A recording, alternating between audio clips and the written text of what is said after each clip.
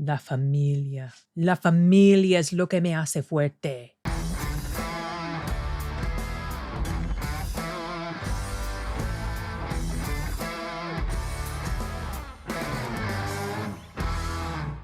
I could not think of anything quippy besides that. There were some other things I thought to say, specifically with regard to certain lines that were thrown out there in Blue Beetle, but that was the one thing that just stuck. Mostly because the focus of this film is on family. Oh, I said focus on the family.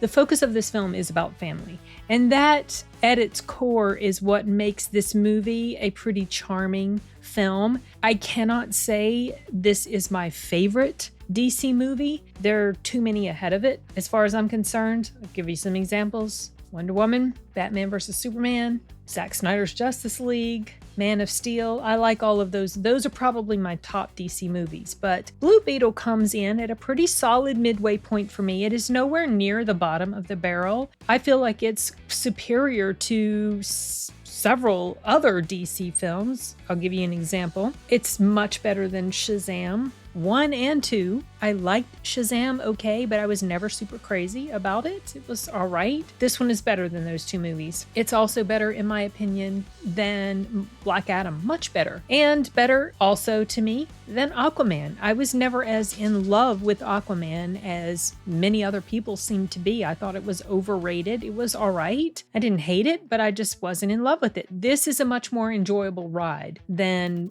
those other movies, and probably some more if I stop to think about it. I never saw Birds of Prey, but what I heard about it informed me enough that I knew I would not like that film very much. So this is a pretty fun comic book movie. And what really makes it, as I've already mentioned, is the whole family dynamic going on between Jaime, his mother, his father, his sister, his grandmother, and his uncle, played by George Lopez. So let me start off with the pros. I do have some cons, unfortunately, more than I expected, but not enough to really weigh this down terribly. So there's that. I saw a review describe this movie, or say about this movie, some tired action tropes, but with a fresh new face. That's true. There's some very predictable action tropey things, just movie tropey things, character tropey things that happen in this film, but it's still fun. It doesn't necessarily feel like anything super fresh and new, but the magnetic personality of the main character, played by Xolo Maridueña, he's so sweet and he's just so adorable, and he does a really good job in the role. There are some moments where I feel like his performance could use a bit of work, but in general, I felt like he did a really good job at pulling off this character, making him really likable, a fumbly bumbly type of person out of his element, because he suddenly is thrust into this crazy world and he gets these powers and he can't hardly understand what to do. Something else I liked about the fact that this thing was like, it was like a symbiotic type of relationship that was going on between him and this beetle thing that attached itself to him, is that it tackles the sort of overdone thing where people can suddenly and magically just do these miraculous things without. The cool thing about this is that this suit could take control of his body for him. In that regard, it reminded me of the movie Upgrade, and also Indian movie that I saw last year called Attack Part 1, where it's like this AI is taking control and it is enabling these people that couldn't normally do anything like this without extensive crazy training, which they don't have, but the AI taking control can make that happen. And that solves the problem of, wait, how's this kid all of a sudden such a kick-ass fighter? He's not a fighter. Yeah, well, the suit is doing much of that for him. So I really did like that aspect of this particular superhero story. I am not overly familiar with Blue Beetle. I just know of Blue Beetle. So I liked that there wasn't much about his character that I knew about. beyond just his name and the fact that Jaime was one of the Blue Beetles. There were multiple Blue Beetles, and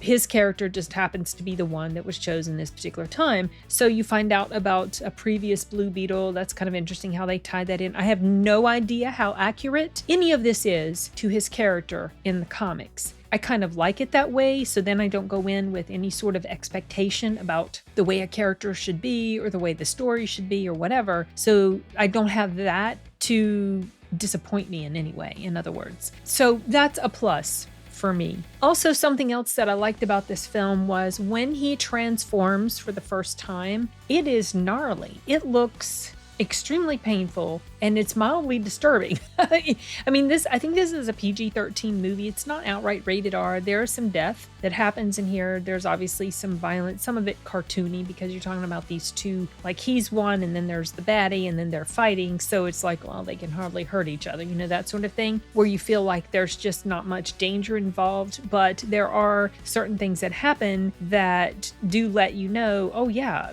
shit just got real. Somebody important died. And that set a whole new tone to the story. Up until that point, when this happened, this film just felt like, oh, this lighthearted, goofy little superhero. And it is still that way much of the time. But there certainly was this turning point that happened that involved the death of a character, and that made that set the tone of the movie on a bit more serious level than it had been before. And I can't say that I liked that this particular character died, but I liked that it gave this movie a bit more oomph and depth to it than I was expecting. So that's another plus. Something else that I really liked about this film was, well, there was quite a bit of comedy in here. Some of it was goofy and silly, and some of it was actually really funny. And a lot of those really funny moments involved the way the characters were interacting with each other, the family characters, and also the character of George Lopez. His screaming in here was some of the most comedic parts for me, because in the trailer you get a little bit of a hint of that when he's saying something about, oh, it's on his face, and he's screaming and he sounds like a little girl. There are moments throughout where he gets just overcome with like fear, panic, whatever, or he's angry and upset, and when he's screaming and his voice gets real high pitched, it's hilarious. There's a scene where he's off screen and he's screaming and ranting and raving about something, and it's funny. It was hilarious. I laughed quite a bit when that was happening just because it worked. It worked. So his character was entertaining. All of the characters were entertaining for the most part. There were a couple characters I wasn't super crazy. Well, there was one guy I wasn't super crazy about, the chick who played his sister. I didn't really like her character, and I felt like there were times where she just didn't do that great of a job on the acting, especially in the beginning when they were trying to set the stage for the dynamic with her and her interactions with her brother. It wasn't working very well for me. And then there were other moments where when she had to really turn on the emotion, she did a really good job with it. So it's kind of a mixed bag with her. I don't know if I've seen her before. She looks familiar, but I'm not sure where I have seen her. But I mean, I feel like she was the weakest link in the family unit as far as how much I like the characters and how good they did at the acting. The character who played his father, I was pleasantly surprised to see him. I was not expecting that he was going to be that guy right there. He's a well-known Mexican actor. I've seen him in multiple films. I know exactly who he is. I saw his name and I was like, that name seems familiar. And then I saw his face. Oh, that's him. Had no clue who's going to be in here. If it showed him in the trailer, I just didn't notice him or whatever because I was so focused on maybe another character in the scene. So that was cool to see him. And I thought he did a really good job. He brought a depth to the movie, or his relationship with his son and their interactions with each other throughout the course of the film. Just gave it a bit more of a gravitas to the film that I appreciated, and that was probably one of the things I liked the most about it. In addition to Xolo's acting in here, and especially like when he's in the suit and he doesn't know what to do, those are funny. Even when he's outside the suit, he's just adorable. He's grown up so much. It's so crazy to see him in this movie. I just not long ago, finished season 1 of Cobra Kai, and he was this gangly little teenager, hadn't really filled out, and he's filled out, his face is filled out more. He's gotten bigger and fuller, and he just not this geeky little teenager. And it's like I was having trouble wrapping my brain around the fact that this is him. And I thought he was great in the role. But also, like I was mentioning, I really liked the attention that they gave to his relationship with his family. And he's a good kid. He gets along with his family. There's no angsty stuff going on. He has a good home life. His family members are good people. They all love each other. Despite their crazy antics and interactions, they care deeply for one another. And so it almost felt like I was in a Fast and Furious film with all the references to family. And that's maybe being a little bit unfair. I know that's kind of become a bit of a joke now when with regard to that particular series, but this is just, it was more heartfelt, and it rings a little bit truer to me, I suppose. Now, I've never seen Fast and Furious, and I don't ever care to, but I feel like that this was probably something executed a little bit better. Oh yeah, something else I completely forgot to mention is the chick who played the mother of Jaime is the same one who played in Predator as the woman that was part of the group trying to escape the Predator. It took me more than half of the movie before I realized that was her. And the one who played the grandmother, she looks familiar to me, but I'm not sure where I've seen her before. Anyway, I just thought that was kind of interesting. It was cool to see these familiar faces again. Okay, back to the video. Some of the family members, like the grandmother, some of the stuff that happened with them felt a little bit tropey and silly. There's some stuff that goes on with the grandmother at the end. And while there are parts of it that are kind of funny, it's also a little bit, it's kind of a little bit lame to me. That didn't work as well as other things about the different family members did. There are 2 post-credit scenes. There's one a little bit through the credits, and then there's one at the very, very end of the credits. That one actually annoyed me. I was aggravated that I sat through all of the rest of the credits just for this thing, which was not a payoff, in my opinion, at the end. I am not sure if this particular thing that they showed is actually a real thing or if it was something that was only created for the movie. I don't know. Maybe someone can fill me in on that. I am exposed to a lot of Mexican stuff because my husband is Mexican and he watches Spanish TV all the time, mostly soccer. After nearly 30 years of marriage, you would think that his love of soccer would rub off on me. No, it has not. But anyway, I'm exposed to a lot of things from like the Mexican entertainment world, the different Cantinflas movies and Tintin and the different comedy shows, things like that. So this one particular thing that they showed, and then another telenovela that they show in here, I'm familiar with that. But there's this other thing that they showed. I don't know if that was a real thing or not. So those of you who are in the know, tell me. Actually, I might just ask him, show him a picture of it and see if he knows what the heck that was. Anyway, I don't feel like the payoff at the very, very end was worth it. But that's just me. You guys might like it. So I've gone over pretty much everything that is in the pro category. I guess, cinematography, stuff like that, action sequences, dialogue. I really like the dialogue in here, mostly between the family members was really funny. The score was fine. The editing was fine. Technically, the movie was fine as far as those sorts of things go. But there were some things about it that got under my skin. One is that there were some continuity issues. I'll give you an example without trying to be too spoilery. There's a character who takes someone's badge to go into a room and get something. They go into the room, they acquire this thing, and then the person whose badge was stolen is somehow able to get back in the room without a badge. That was something that happened early on, and I started to worry if this was going to be an issue throughout the film with little mistakes like that. And then there were a couple of other things. One was that the character of George Lopez, he just so happens to magically have this particular device or apparatus that he'd been working on that was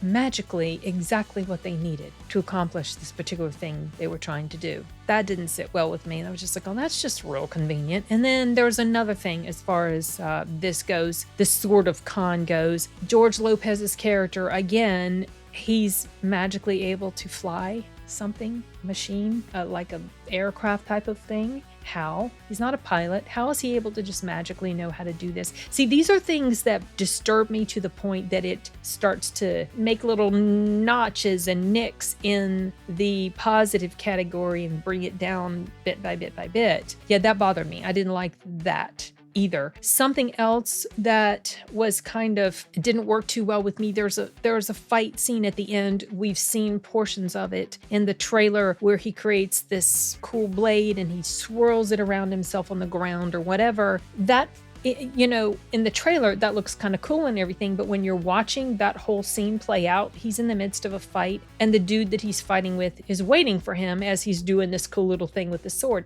That didn't sit well either. I was like, no, why isn't this guy just like right now trying to attack him? What's he doing this little dance with this blade? That's kind of silly. That didn't work for me either. Some other stuff that agitated me had to do with certain things that the character said. There's a scene where his sister is mad at him. She hits him or punches him or whatever, and she gets on his case. Well, what took you so long? Well, dude, you know what took him so long. Why are you angry at him? And when she hits him, he's like, oh no, I deserve that. No, you didn't. You were fighting for your life. You were about to get killed. Number one, why is she even mad at you? Number two, why are you even thinking you deserve that? That didn't sit well with me. So yeah.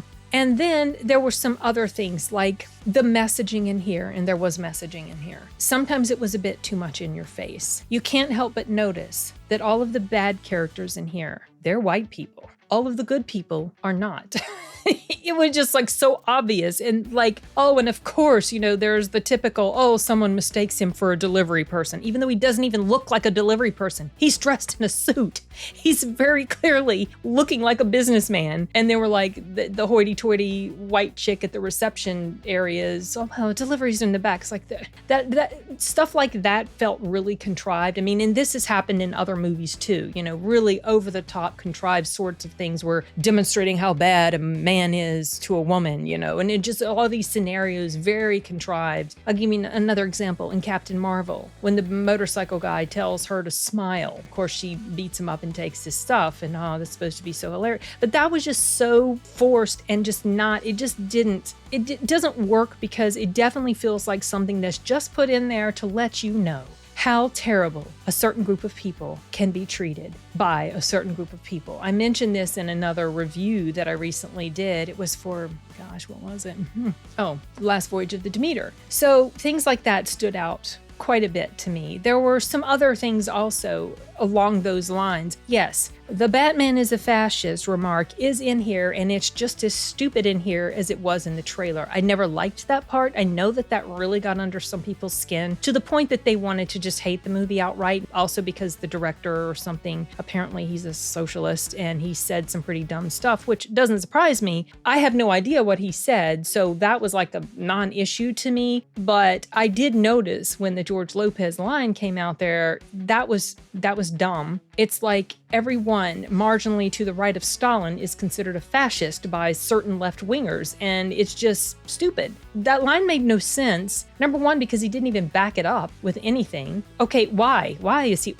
Where is this dumb line coming from? Was this inserted in because the director is a socialist, and so therefore he wanted to put this... I have no idea. Socialists can be fascists too. I mean, fascism is not designated to one particular side of anything. It was dumb. I didn't like that either. It was not enough to ruin the movie for me. I'm just saying it stood out as silly. It just made no sense. And also, there was another part where he's talking with this girl and she's explaining some stuff about the main antagonist in here, which is Susan Sarandon's character. And she's explaining some stuff about how, there were references to how she was different years ago. She was a different type of person than she is now. And this chick here was explaining that, she thought she was going to take over the company, and then they gave the company to my dad or whatever. And Xolo's character, Jaime, says, that was sexist. Well, how do you know that? Maybe the reason the company wasn't given to her was because the person who had the company knew something about her that made her seem like not a good fit for the role. And clearly she wasn't because of the type of character she is. So these little throwaway lines like, oh, we have to make sure that you guys need to know that if a woman is passed over for a particular role, it's obviously because there's sexism against her. But no, most of the time that's not the case. So these little messaging lines, like I said, they were thrown in there enough to be noticed. Not enough to make me hate the movie, but enough to make me roll my eyes and this movie would have been much better off without that sort of stuff so in your face. So those were definitely things that were enough to really notch this down. I'm not sure that even if they had all been omitted from this, whether this would raise the movie up above the other DC movies that I already really like. So it's not something that held it down from a top spot. I think that even without these things, Blue Beetle would still be very strongly in the middle territory for me as far as